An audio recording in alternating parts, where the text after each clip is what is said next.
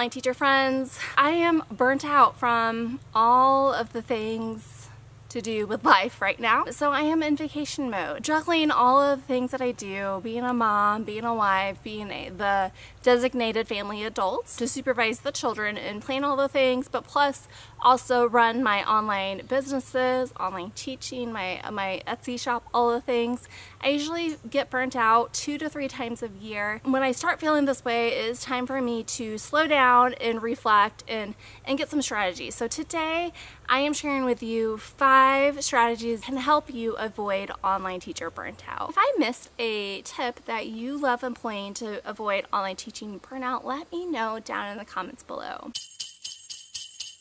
But first, hello! If you haven't met me yet, my name is Sirena. You are on the right online teacher channel if you want to talk about real life involving online teaching in the wonderful world of online entrepreneurship. So let's get into the discussion today. 5 ways for you to avoid online teacher burnout. And the first one is take some time off. That is exactly what I am doing today. I am vacation mode Sirena, no makeup for me, pigtails, lots of bug spray, lots of sunscreen. I am out in the country, in the woods, spending fun time with my family, and you're probably wondering, Sirena, why are you shooting a YouTube video while you're on vacation when you're supposed to be spending time with your family? Because I just found out from one of my really good friends that she has a live training that because I just got some information from one of my friends that she's doing a live workshop that is really going to help my online teacher friends avoid online teacher burnout that I want to share with you. So I'm filming, and then when I come back from vacation, I'll edit it all up, and then I will send it out into the YouTube universe. Usually when I start feeling burnt out or like stress or like I am juggling too many things, I know it's time for me to take some time off. And generally for me, I take time off during the Christmas holiday. I take about a month off in the summer so I can reflect and kind of make new goals for my online teaching life and my entrepreneurship stuff. This is the summer, so I'm taking a whole month off to kind of reflect, reevaluate, do all the things. Generally, when I take breaks, regardless if they're a couple of days or if they're 1 or 2 weeks or a whole month like I am this summer, I usually spend the first half relaxing, decompressing, spending time with my family, and then the second half I spend reevaluating and trying to formulate a game plan so when I come back to work mode, I am ready to hit the ground running. For me this summer, that means I am planning a couple of brand new online classes that I am going to be offering on Outschool, so I need to do some lesson planning when I get back to work to get those classes ready for me when I go back and teach this fall. It is good for the human soul to take some time off to reflect because we're not machines. We are not meant to work every day, all 365 days of the year. I know for online teachers it's a struggle because many of us, our income is not a steady income. We cannot count on the same income every month,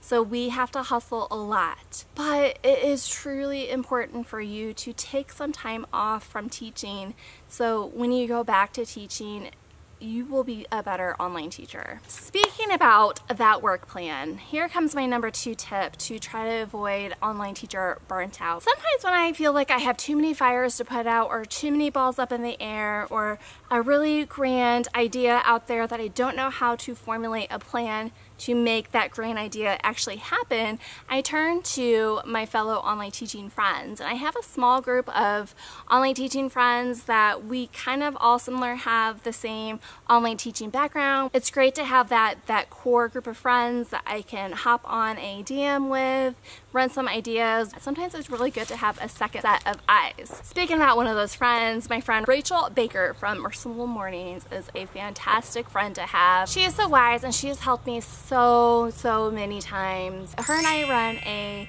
supporting Outschool Facebook group, but she is on her own. I'm so proud of her. She is running her own productivity live. Bug just flew in my eye. Whew. Rachel Baker from Merciful Mornings has a live productivity workshop that you will definitely want to attend if you are a person that needs overhaul on your online teaching life, that you need strategies in place, you need systems in place to streamline all of the things that you have to do to accomplish the best online teacher life that you can live. Definitely plan to attend her productivity training. If you would like strategies to employ for your online teaching business, or any really business or anything that you want to accomplish in life, if you want strategies help you move the needle in the correct direction that you want to be, her productivity webinar is called Get Stuff Done, and of course I will put all of the information down in the description box below. You know your girl is going to be attending because I need help. I need help in my productivity. My number 3 strategy to avoid online teacher burnout is to say no to it. Yes, say no more. Advice is for, that is so loud. Having fun on their gator. This advice is for my people pleaser friends, or my FOMO friends, my friends that are in the fear of missing out.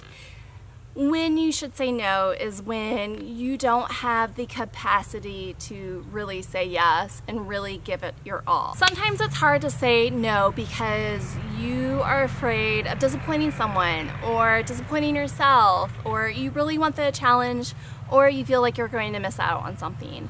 I want you to say no, especially if you feel like you are burning the candle at 2 ends. At least say no until you have a larger bandwidth to say yes, to really give the task or whatever thing you're trying to say no really your all. I made the mistake of not saying no to this last fall. I was asked by a former student of mine, because she really enjoyed one of my baking classes. She wanted me to host a Girl Scout group, and we were going to basically cook or make a 4-course dinner. I love instructing kids on how to cook and, you know, exploring the taste buds and all of that thing. So although I had a lot going on, it was a busy time in my life, professionally but also personally. It was right before the holidays and I should have said no, but one, I thought the money was going to be good. It was going to be a good experience for me, and I like a challenge, and I just couldn't say no. So I said yes. It was a lot of work on my end. I had to basically come up with a whole new class. The group that I had a lot of dietary conditions that I had to kind of work around. In the end,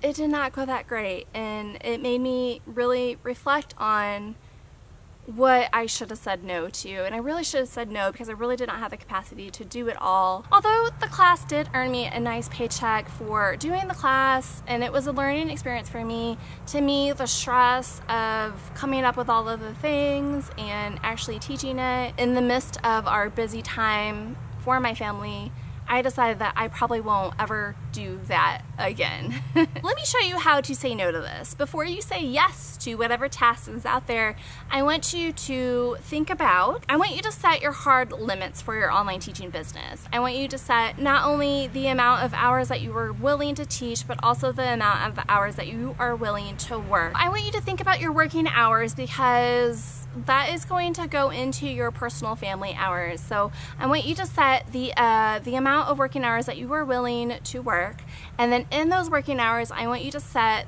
in those working hours I want you to set your teaching hours. I want you to make sure that you set aside time within those working hours to do working stuff that is not teaching, either building your lessons, writing your lessons, doing admin work, doing social media posts. All of those things I feel like should be in that working time zone.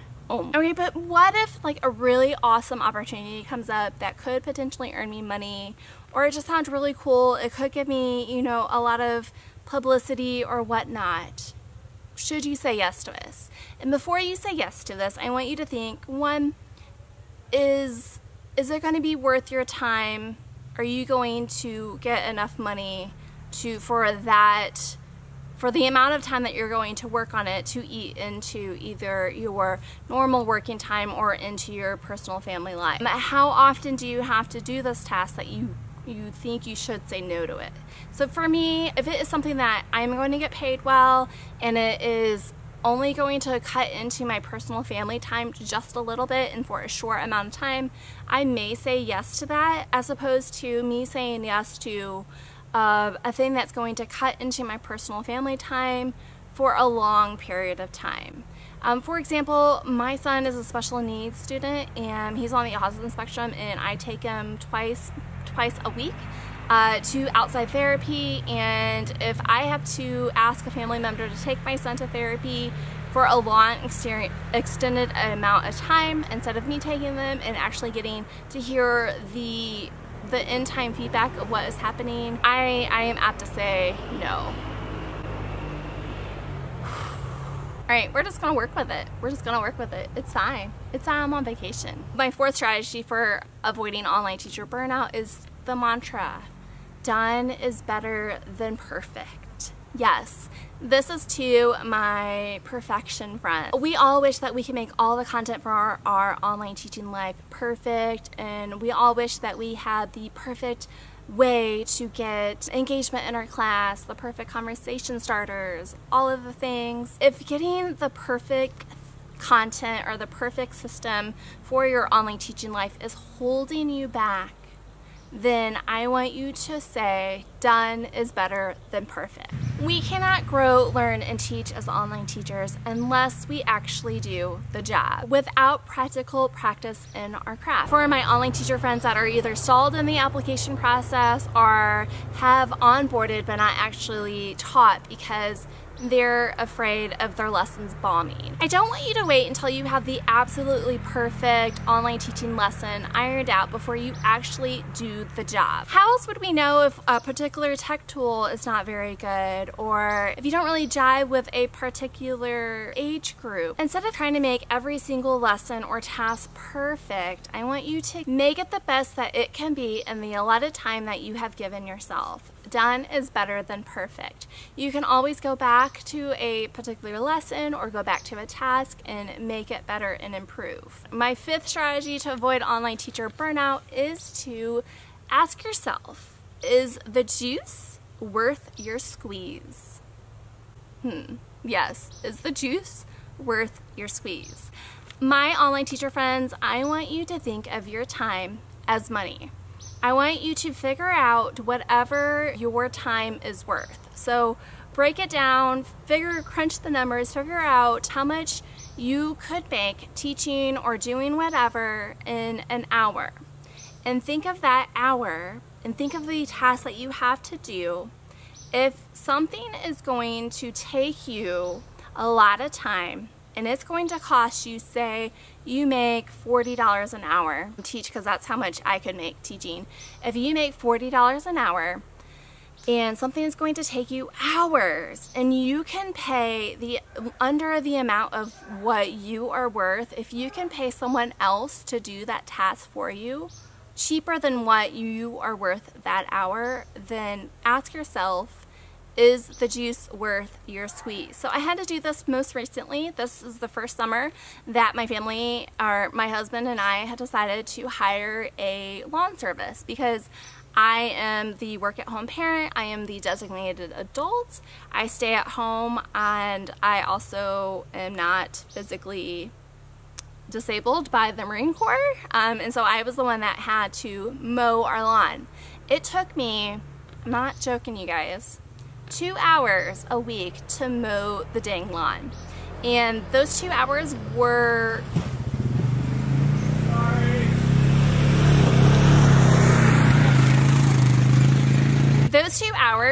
eating either into my work time or my personal time. And remember, I don't like going into my personal time, so that had to go into my work time. And into my work time, it was taking me 2 hours. If I took those 2 hours and actually scheduled classes in those 2 hours, or actually took those 2 hours and worked on my Etsy shop, I could make much more than what I would have to pay someone to come mow my lawn. It took me $80 worth of time to complete a task that I could pay someone $30.